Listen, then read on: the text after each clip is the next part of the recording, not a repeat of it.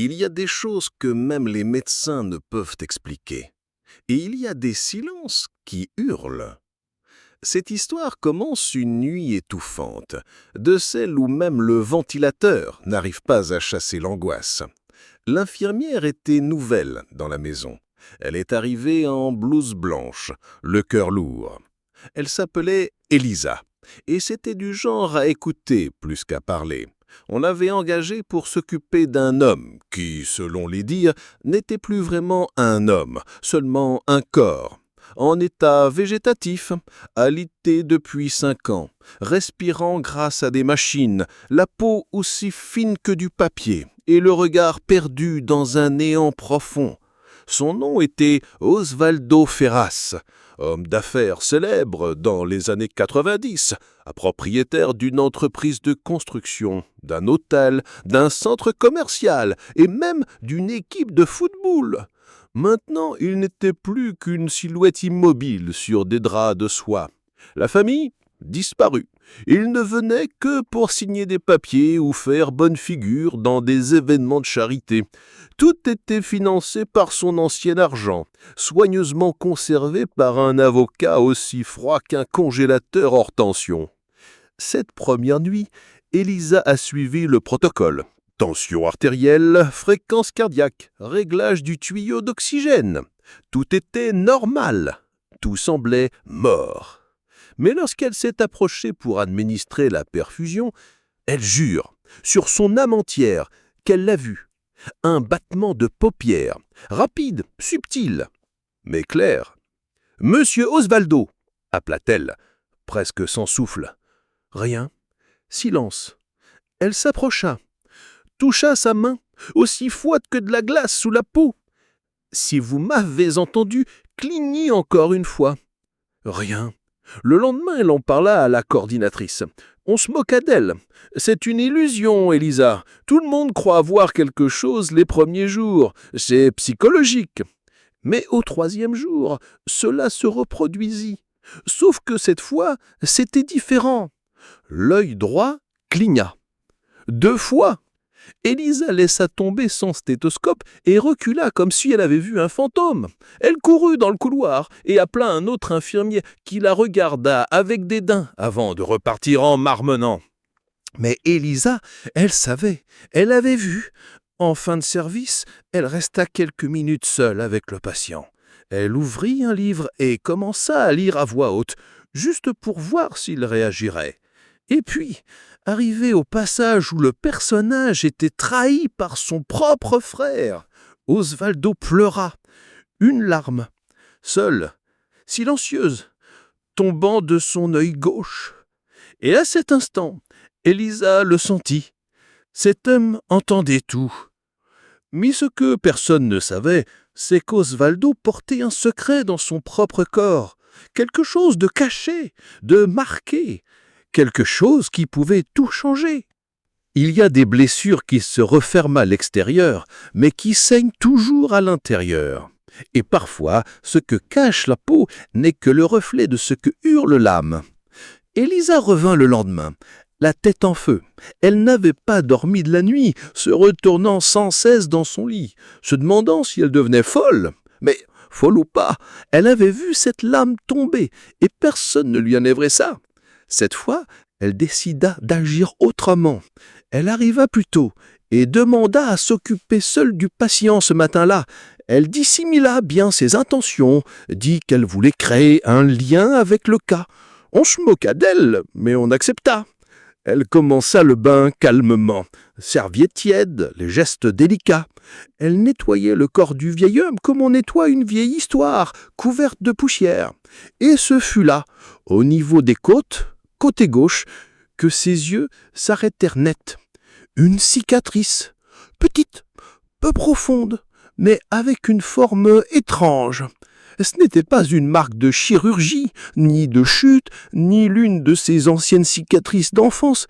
C'était un dessin, un trait légèrement incurvé, ressemblant à une vieille lettre ou à un symbole tribal, fait à la lame fine ou au fer brûlant. Et le plus étrange, aucune mention de cette cicatrice dans le dossier médical.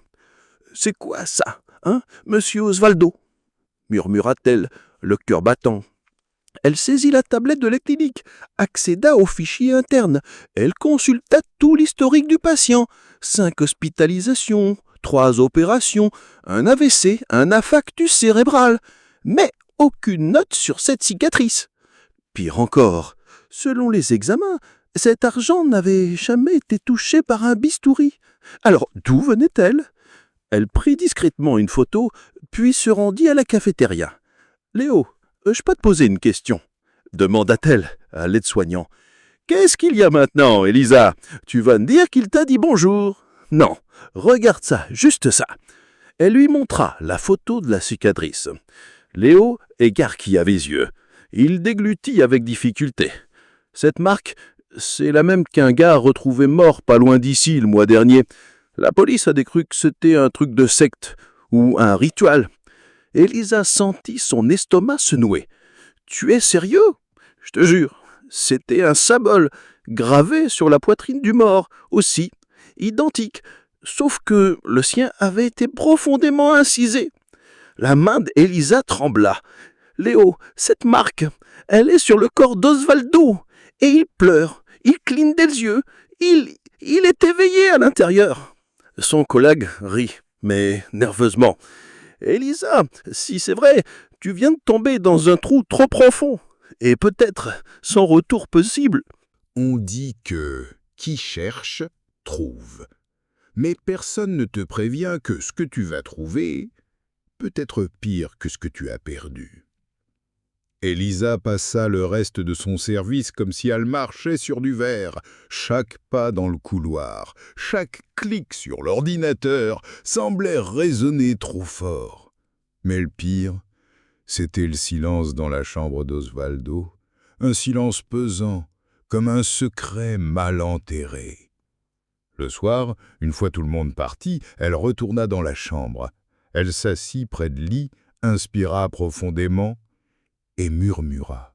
« Je ne sais pas si vous m'entendez, mais si c'est le cas, clignez des yeux.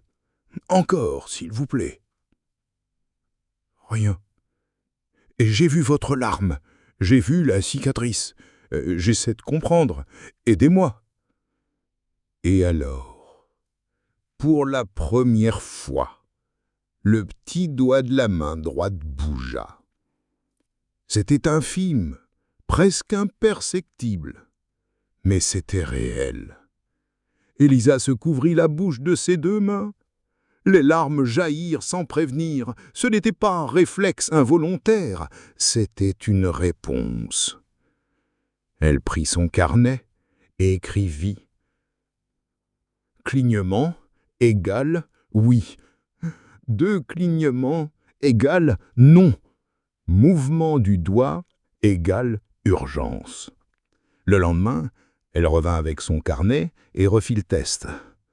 Un clignement, puis un autre. Le doigt ne bougea pas.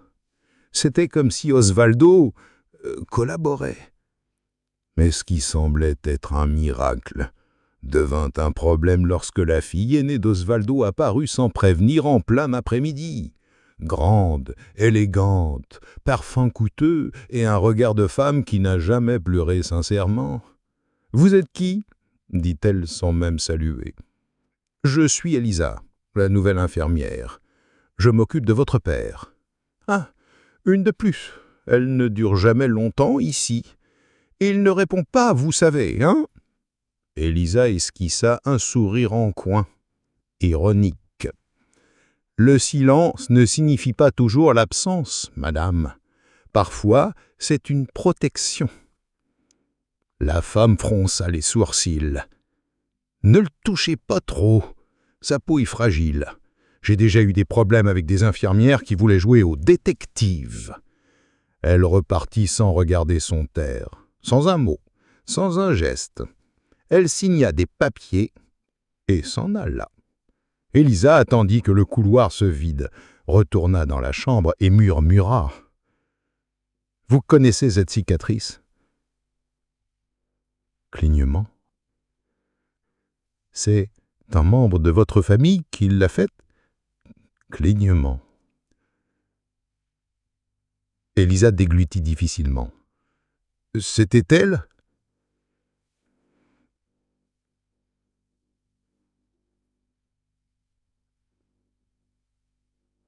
Deux clignements. Elle nota. « Vous l'aide pour raconter la vérité ?» Clignement. Et à cet instant, elle comprit qu'Osvaldo n'était pas seulement un homme prisonnier de son corps, il était un témoin vivant de quelque chose de pourri, quelque chose que sa famille voulait enterrer, mais qui restait là, gravé dans la chair et dans la mémoire. Famille. Certaines ne méritent même pas leur nom. Elles héritent seulement de l'argent et cachent la honte. Cette nuit-là, Elisa ne parvint pas à calmer son agitation. Elle prit la cicatrice comme point de départ et lança une vraie enquête silencieuse. Elle commença par consulter les registres de la morgue de la ville voisine. Léo avait parlé d'un homme avec la même marque et elle devait le voir de ses propres yeux. Et elle vit. Non, Samuel Nogueira. Corps retrouvé avec la poitrine ouverte, un symbole gravé au couteau, sans papier, sans témoin. La police avait classé l'affaire comme crime rituel.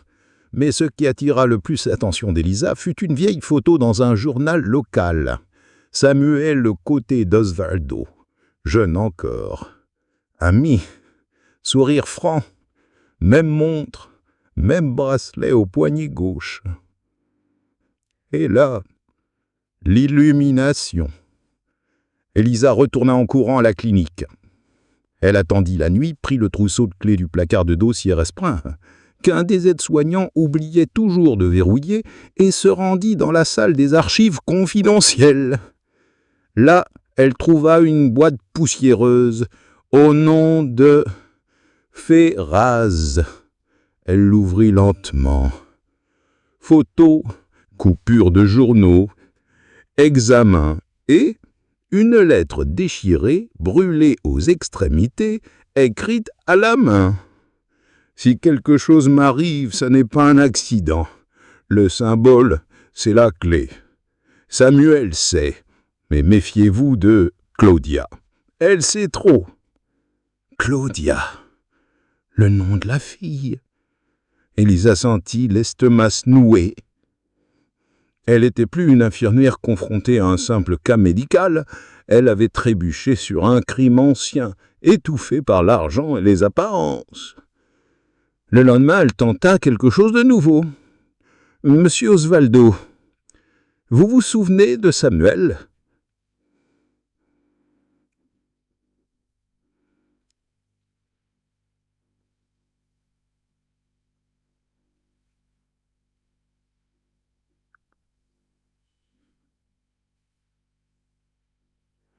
Elisa. Excusez-moi. C'était Claudia encore, avec un petit sourire en coin et un ton plus glacé que jamais. J'ai besoin de votre aide pour choisir un nouveau kiné. L'ancien a été renvoyé. Pour excès de zèle, disons. Elisa fit semblant de sourire, mais un frisson lui parcourut l'échine. Bien sûr, je suis à votre disposition. Mais en se retournant pour partir, elle vit du coin de l'œil les yeux d'Osvaldo grands ouverts, comme s'il criait en silence.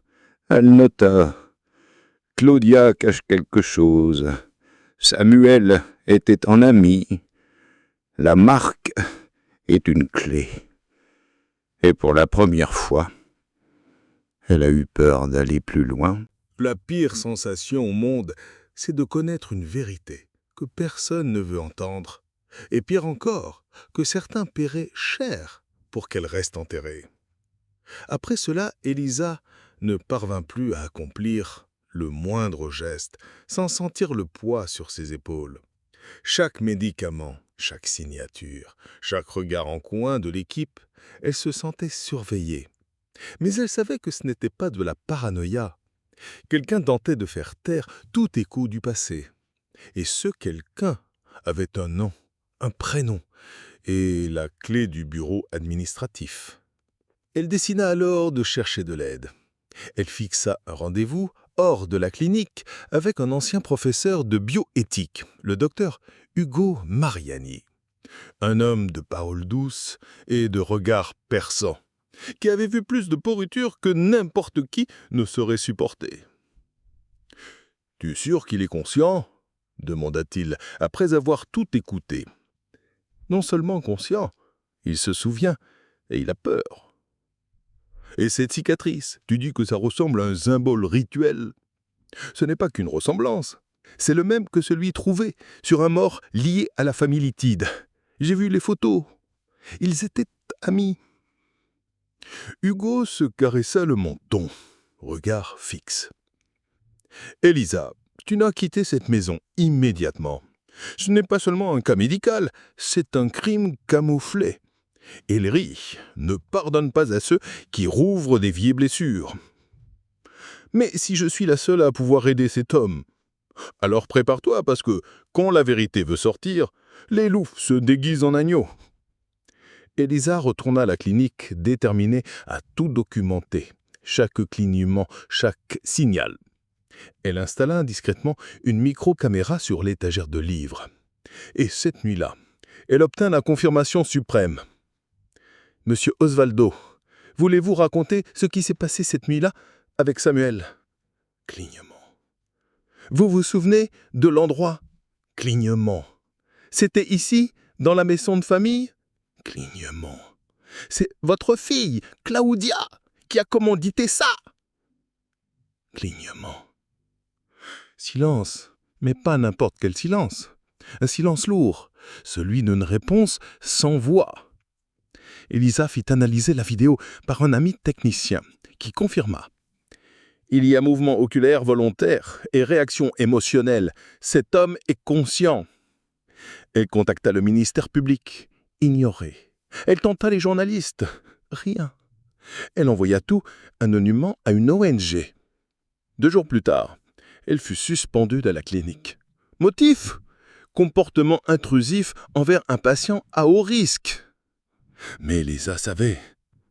C'était un avertissement, une tentative pour la faire taire. Elle rentra chez elle tremblante. À peine la porte fermée, son téléphone vibra. Numéro inconnu. Message bref. « Tu es allé trop loin. Attention !» Et à ce moment-là, elle comprit. Ce n'était plus une question de sauver un patient. C'était une question de survivre à la vérité. Il y a des vérités si lourdes que lorsqu'on tente de les porter sales, le monde appelle ça de la folie. La suspension est arrivée comme une sentence déguisée. On lui donna 30 jours pour réfléchir à sa conduite inappropriée. Mais ce qui se cachait derrière, c'était bien plus sale que n'importe quelle accusation sur papier entêté. Elisa passait les premiers jours à essayer de garder la tête hors de l'eau. Elle se réveillait en sueur, rêvant de yeux qui clignaient dans le noir. Elle essayait de se détacher de cela, mais c'était impossible. Le visage d'Osvaldo, ses larmes, la cicatrice revenaient toujours. Et c'est au 5e jour, assise devant une tasse de café froid, que le posto frappa à sa porte. Une enveloppe brune, sans expéditeur, avec une seule phrase manuscrite. Il a essayé d'avertir, elle a brûlé les preuves. À l'intérieur, une vieille photo, presque effacée. On y voyait une jeune femme en robe blanche, tachée de sang, et à ses côtés, l'homme à la cicatrice, Samuel. Au verso de la photo, une écriture tremblante. Cette robe a été cachée. Elle est dans le manoir, salle bleue, derrière la bibliothèque. Elisa sentit son cœur s'arrêter. La salle bleue était celle où se trouvaient les livres de droit du père. Claudia reculait toujours cette porte. Mais Elisa avait vu la clé, en métal silver, avec un petit symbole, le même que celui de la cicatrice. Elle savait qu'elle ne pourrait pas entrer seule, et pire encore, si elle l'essayait et se faisait prendre, ce serait sans retour. Mais cette robe pouvait être la seule preuve matérielle d'un crime enterré. Elle se rendit chez Léo, l'aide-soignant. Elle lui raconta tout. « Tu es folle !» dit-il, les yeux écarquillés. Peut-être, mais si j'ai raison, cet homme avait un témoin d'un meurtre, et dès qu'il essayait de parler, il a fait un AVC. Nelson n'a jamais enquêté. Tu veux dire qu'il a drogué, que on l'a provoqué? Je dis que cette femme élégante, nommée Claudia, a enterré le basset avec la même froideur qu'elle referme la porte de la chambre de son propre père. Léo resta silencieux. Puis, il passa sa main sur son visage. « Si tu y vas, je viens avec toi. Tu es sûr? Non, mais quelqu'un doit aller jusqu'au bout. » La nuit suivante, ils escaladèrent le portail soleillère du manoir. Léo connaissait les horaires du garde. Ils utilisèrent une copie de la clé de la cuisine qu'il avait faite au cas où. Personne n'était au courant, même le gestionnaire. Ils arrivèrent à la salle bleue, fermée. Mais Léo connaissait un vieux truc de serrurier.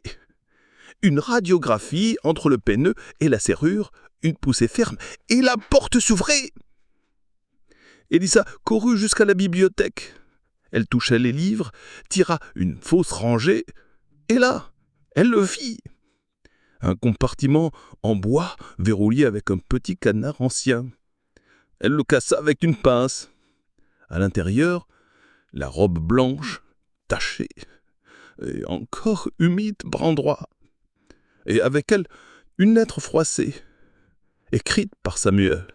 « Élisa, il faut partir maintenant. » Dans le corridor, une lumière s'alluma. Des pas. La porte de la salle bleue commençait à s'ouvrir. La porte grinça comme un cri. Élisa figea. Léo ferma les yeux un instant et retint sa respiration. Tous deux tenaient la robe ensanglantée et la lettre. Tout cela pouvait être une preuve d'un crime ou leur billet direct pour la fin. Mais la porte s'ouvrit lentement, et ce n'était pas Claudia qui entra. C'était une petite fille. Petite, cheveux en couette, robe bleu clair, un ours en peluche dans les bras. Elle regarda Élisa et Léo avec curiosité et innocence. « C'est toi la dame qui lit des livres à papy ?» demanda-t-elle, comme si tout cela était la chose la plus normale du monde. Élisa tenta de respirer. « Oui, c'est moi. Et toi, ma chérie? Je suis Julia, la fille de Tata Claudia. Je t'ai vu pleurer dans la chambre de papy l'autre jour. Lui aussi a pleuré, hein ?»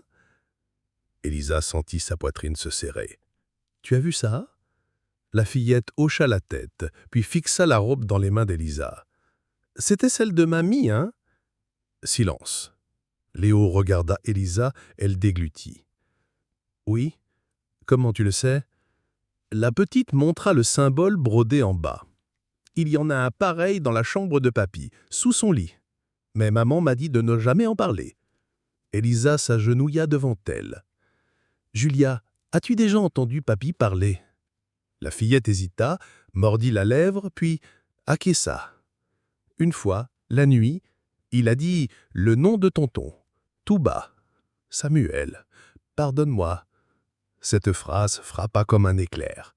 Élisa sentit ses jambes céder. Léo la soutint par l'épaule, tentant de la maintenir debout. « Tu peux me montrer ce qu'il y a sous le lit de papy, chérie ?» demanda Élisa, la voix douce. La petite hocha la tête. Mais alors, un cri retentit à l'étage. « Julia !» Voix dure, furieuse. Les pas descendaient les escaliers. La petite trembla. « Je dois y aller, dit-elle en courant. » Élisa agrippa la robe, la lettre, et se cacha derrière le lourd rideau. Léo éteignit les lumières. Quelques secondes plus tard, la poignée tourna avec violence. Claudia entra.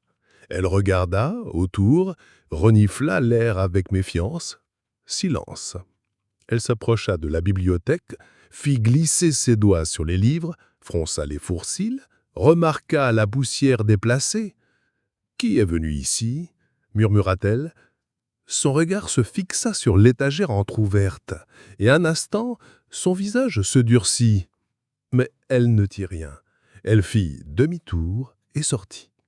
Quand la porte claqua, Élisa expira enfin. « C'était trop juste », murmura Léo. Elle ouvrit la lettre. Les mains tremblaient. « Si vous lisez ceci, c'est que j'ai échoué et le pire, elle a survécu. J'ai tenté d'empêcher, de prévenir Osvaldo, mais Claudia m'a menacé. Elle m'a dit qu'elle me ferait disparaître comme elle l'a fait avec sa propre mère. La robe est la preuve. La cicatrice est le sceau. Un pacte scellé dans le sang. Si elle vous trouve, fuyez. » Elisa frissonna. La mère de Julia, la mère de Claudia, la femme à la robe, peut-être la toute première victime.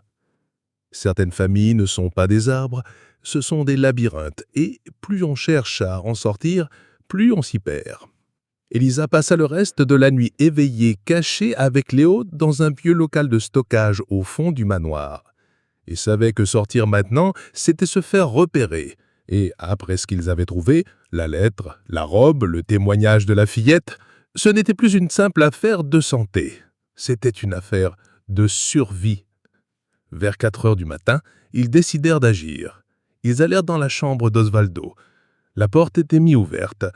Il dormait, ou faisait semblant, les yeux mi-clos, la respiration à peine perceptible.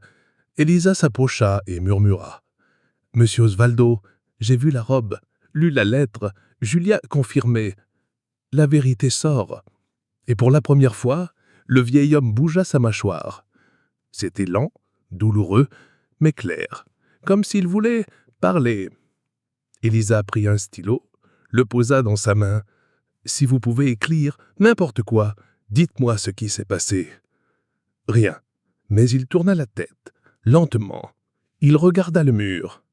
Elle suivit son regard et vit un vieux tableau, un portrait de famille. En bas, presque effacé par le temps, ce qui semblait être une signature, mais ce n'était pas d'un artiste, c'était un mot. Un nom. Helena, c'était le nom de votre femme ? Demanda Elisa. Clignement. Elle a été tuée ? Clignement. C'était votre fille ? Silence. L'œil droit resta fixe, l'œil gauche une larme. Cela disait plus qu'un n'importe quel oui. Elisa prit le tableau et le retourna. Derrière, un autre billet, écrit à la main. Il disait « Elle en savait trop. A voulu fuir, elle n'a pas réussi. J'ai tout caché dans la serre, la broche, le journal, le flacon. Si c'est encore là, attention !» Le cœur d'Elisa faillait s'arrêter. La serre du manoir servait aux plantes ornementales. Presque personne n'y allait. Elle était isolée, derrière le jardin, le seul endroit que Claudia ne verrouillait jamais parce qu'elle disait que personne ne se soucie de fleurs mortes. Élisa sortit avec Léo dès le lever du jour, pendant que le jour naissait sans couleur, et s'échappaient par l'arrière et sont allés directement à la serre. Ils forcèrent la serrure rouillée. L'odeur à l'intérieur était forte, étouffante et pleine de souvenirs. Parmi les pots en terre, les feuilles sèches et les outils de jardinage, il y avait un vieux coffre recouvert d'un tissu. Elle l'ouvrit. À l'intérieur, une broche en forme de rose dorée, un flacon petit contenant un bord un peu de liquide en vrai et un journal, écrit à la main, d'une écriture délicate, féminine. Première page. Si quelque chose m'arrive, qu'Elisa lise ceci, car seule elle a entendu mon mari pleurer, et seule elle a eu le courage de voir. Elisa tomba à genoux. Ses mains tremblaient, les yeux remplis de larmes. Ce n'était pas seulement un avertissement, c'était un appel au secours venu d'au-delà de la mort. Et désormais, elle avait la preuve. Mais ce qu'elle n'ignorait encore, c'est que Claudia aussi lisait de loin et préparait déjà le prochain étage. Il y a des gens qui savent sourire, tout en cachant un couteau dans le dos. Et il y a des dîners qui ne sont pas des célébrations, mais des pièges. Le lendemain, Elisa reçut un appel inattendu. Numéro privé. « Bonjour, infirmière. Ici Claudia Ferras. J'aimerais vous inviter à un dîner familial ce soir. Nous devons parler, clarifier certaines choses. Monsieur Osvaldo serait heureux de vous revoir. Venez à 20 heures. » L'appel se termina sans qu'elle puisse répondre. Ce n'était pas une invitation, c'était un ordre. Et derrière cette voix polie, il y avait du venin. Élisa hésita, mais elle savait qu'elle ne pouvait plus reculer. Elle avait déjà trop vu. Elle portait dans son sac le journal de l'épouse décédée, la lettre de Samuel, l'enregistrement des clignements d'Osvaldo. Et maintenant, c'était le moment. Elle s'habilla sobrement, mit les preuves dans des enveloppes scellées et laissa des copies avec Léo, accompagnées d'une lettre. « Si je ne reviens pas demain, envoie tout à la presse. » À 20h pile, elle arriva au manoir. Portail ouvert, lumière allumée, silence pesant. Elle fut accueillie par un majordome qui ne la regarda pas dans les yeux. Elle fut conduite jusqu'à la salle à manger où la table était dressée avec des couverts en argent, des verres fins et un vin millésimé. Mais l'ambiance était glaciale. Claudia apparut, robe noire moulante, cheveux tirés, rouge à lèvres bordeaux, sourire tranchant. « Je suis ravi que vous soyez venus. Asseyez-vous. Parlons comme deux femmes civilisées. » Élisa s'assit. « Monsieur Osvaldo ne viendrait pas ?» demanda-t-elle. Claudia servit le vin. « Mon père se repose, il est épuisé. Vous savez, ces envolées émotionnelles fatiguent un patient en état terminal. » Élisa soutenu son regard. « Il a pleuré, Claudia. Il a cligné les yeux. Il a bougé la tête. Votre père est conscient. » La femme prit une gorgée de vin. Le verre s'arrêta en l'air, mais le visage de Claudia resta figé. « J'ai trouvé le journal de votre mère. » Le verre s'arrêta en l'air, mais le visage de Claudia resta figé. « Dans la serre, et aussi la robe, la lettre de Samuel. Je sais ce que vous avez fait. » Claudia posa la coupe sur la table, dans un tintinnement délicat. « Vous ne savez rien, Élisa. Et vous devriez arrêter tant qu'il est encore temps. C'est vous qui avez provoqué l'AVC de votre père, n'est-ce pas? Il allait parler, il allait tout révéler sur la mort de votre mère. » Claudia se pencha légèrement, son regard désormais sans masque. « Ma mère s'est suicidée. Il a juste protégé le nom de la famille. J'ai fait ce qu'il fallait pour que tout continue de fonctionner. Et vous êtes allé trop loin. » La porte s'ouvrit. 2 agents de sécurité entrèrent. Claudia se leva. « Veuillez raccompagner l'infirmière jusqu'au portail. Elle n'est plus la bienvenue dans cette maison. » Élisa fut saisie par les bras. Elle tenta de se dégager. « Tu vas tomber, Claudia. J'ai des preuves. Le monde va savoir. » Mais Claudia se contenta de sourire. Le monde ne se soucie pas des preuves. Il se soucie des récits. Et c'est moi qui ai écrit le mien. La porte claqua derrière Élisa. Dehors, elle chancela, mais ne tomba pas. Car au fond d'elle, elle savait. La tempête approchait. Et dans ses mains, elle tenait l'éclair capable de la fendre en deux. Il y a des guerres qu'on ne gagne pas avec des armes, mais avec la vérité qui survit dans un corps presque mort. Cette nuit-là, Élisa retourna dans le petit appartement de Léo. Elle avait les mains glacées, le visage pâle et le cœur en tempête. Elle lui raconta tout. « Elle veut te faire taire, » dit Léo terrifié. « Mais elle n'y arrivera pas. On a des preuves. Il faut tout rendre public. » « Non, pas encore. Il y a une chose que seul Osvaldo peut faire. Il doit laisser quelque chose, décrit, gravé, clair, pour que lorsqu'elle n'ira, il n'y ait aucun échappatoire. » Le lendemain matin, ils entrèrent discrètement dans la clinique. Léo connaissait la routine des gardes. Déguisés, horaires calés au millimètre, ils atteignirent la chambre d'Osvaldo. Élisa lui prit la main, la serra fort. « Monsieur Osvaldo, c'est le moment. Je sais que c'est difficile, mais si vous y arrivez, une seule lettre, un geste, un nom. » Il était pâle, plus que d'habitude, mais ses yeux, ils brillaient de lucidité. Elle plaça un stylo dans sa main, une feuille blanche devant lui, et elle attendit. Lentement, dans un effort surhumain, sa main bougea. Elle traça un trait, puis un autre. Il tremblait et mêla, à la fin de cette ligne vacillante, H, E, L, E, N, A. Le nom de son épouse. Et en dessous, un symbole tordu. Le même que celui de la cicatrice. Elisa retint ces termes. Léo filmait tout avec son téléphone. « Monsieur Osvaldo, vous voulez la justice ?» Clignement. « Vous voulez qu'elle paye ?» Clignement. « Vous voulez que le monde le sache ?» Il bougea les lèvres. Aucun son nous sortit, mais ses lèvres formèrent quelque chose qu'Elisa n'oublierait jamais. « Merci. » Et alors, sa tête pencha légèrement. Le moniteur cardiaque restait stable, mais son visage était en paix.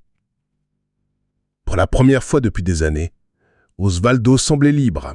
Il y a des secrets qui, lorsqu'ils sortent de la tombe, secouent jusqu'aux colonnes de la maison la plus riche du quartier. Le matin suivant, Elisa remit l'enveloppe contenant les preuves à un journaliste qui devait la vie à son père. C'était un homme à l'ancienne, avec une éthique d'antan, du genre à croire encore à la vérité imprimée sur papier et non aux laïcs des réseaux sociaux. Si tout ça est vrai, Elisa, ça va faire la une nationale. Mais tu te rends compte de ce que tu es en train de provoquer. Je ne provoque rien. Je rends la voix à quelqu'un qu'on a tenté de faire taire pendant des années. Le journaliste commença à recouper les données. Le journal, le symbole, la lettre de Samuel, le message derrière le tableau, la vidéo d'Osvaldo écrivant « Elena ». Tout était réel, et tout s'imbriquait comme un puzzle. Macabre.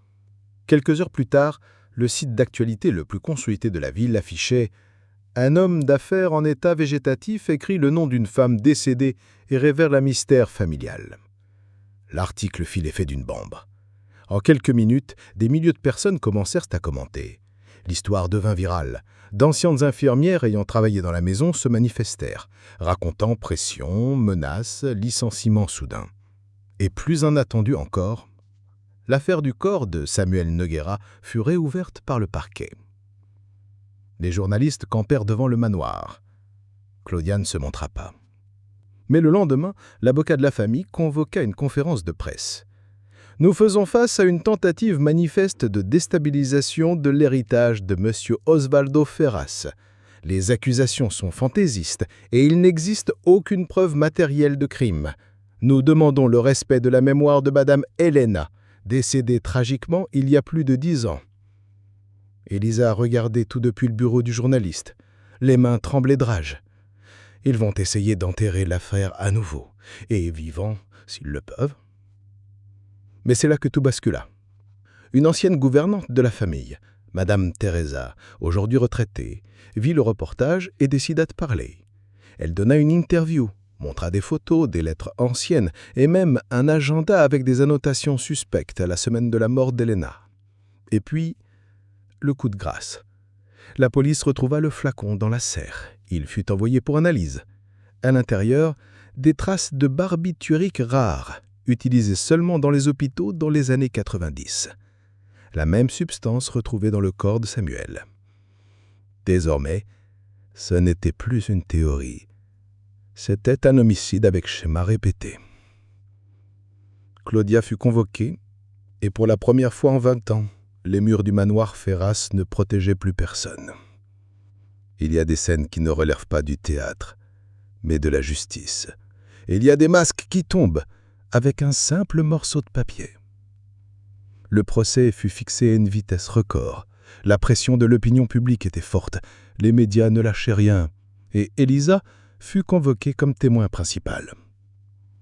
Quelques jours avant, elle tenta de rendre visite à Osvaldo, à la clinique. Mais il avait été transféré, à la demande de la famille, dit-on. Personne ne savait où. Ou plutôt, personne ne voulait le dire. Mais elle ne se laissa pas démonter. Elle monta là-bas, le cœur battant, les yeux humides. Elle raconta tout, depuis le premier clignement, jusqu'au nom écrit en tremblant sur le papier. La défense tenta de la discréditer, la décrivait comme émotive, obsessionnel, instable. Mais quand on projeta la vidéo du vieil homme écrivant Helena, la salle se figea. Même le juge ne put cacher son émotion.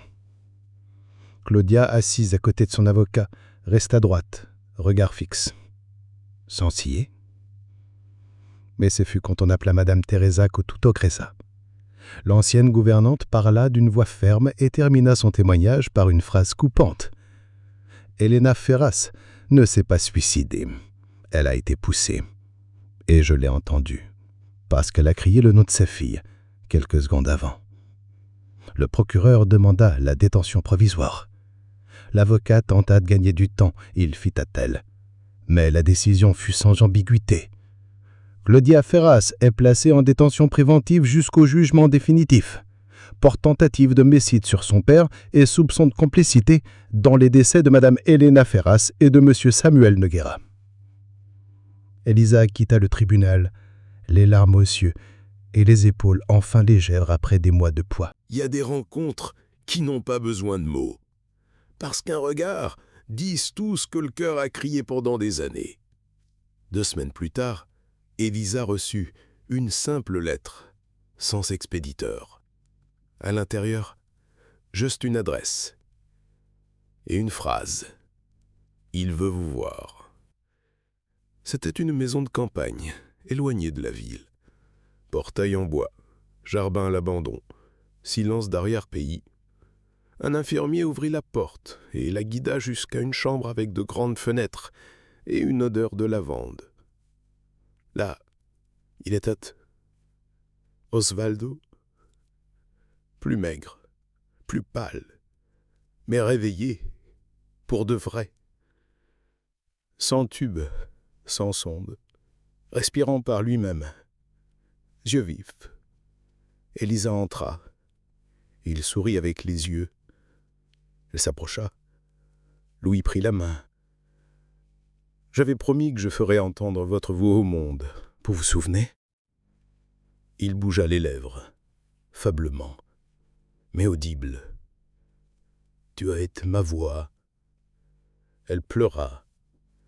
Pas de douleur, mais de paix. À côté du lit, sur une petite table en bois, il n'y avait qu'une chose. Une broche en forme de rose dorée. Et en dessous, un billet. La vérité fleurit, même là où l'on a voulu stériliser la terre. Osvaldo ferma les yeux et s'endormit. Il y a des douleurs qui ne pourrissent pas. Elles deviennent graines et fleurissent là où personne ne s'y attendait. Après sa visite à Osvaldo, Elisa sut que sa mission était accomplie. Pas dans le sens d'une fin, mais dans celui d'une transformation. Son histoire avec cet homme n'était plus un secret. C'était un symbole, un cri, un exemple. La condamnation de Claudia fit le tour du monde. Le jugement final confirma les crimes, tentative d'homicide aggravé contre son père, complicité éprouvée dans les morts d'Helena Ferras et Samuel Nogueira, peine cumulée, plus de 30 ans. Le manoir de Ferras fut soumis à enquête pour fraude fiscale, corruption dans les cliniques privées, achat de silence, et ses biens furent gelés. Le manoir fut confisqué et, ironiquement, transformé en refuge de femmes victimes de violences domestiques. Nom du projet. Institut Helena. Voix on n'étouffe plus. Léon devint le directeur, Elisa la coordinatrice générale. Dans la chambre où Osvaldo avait été enfermé pendant des années, il y a aujourd'hui une étagère avec le journal d'Helena sous cloche. Et dans le jardin, ils ont planté des roses dorées, comme la broche qui portait sa mémoire. Quant au vieux Osvaldo, il vint qu'encore 6 mois. Il fit de la rééducation, écrit des lettres, fit donc d'une grande partie de son héritage au refuge. Il ne donna jamais d'interview.